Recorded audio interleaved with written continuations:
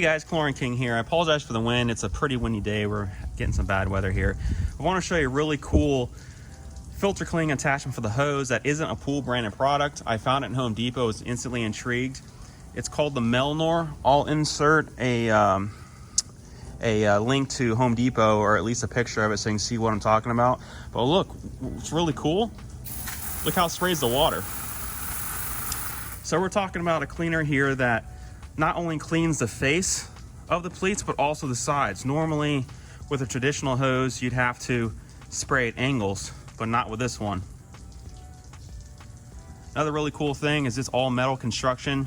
The one thing I didn't like about the Aquacomb is this plastic, so it'd strip here and not really seal, and then it start leaking out here. So this is gonna last a very long time, but let's show you how it cleans. It's very simple. I absolutely love it.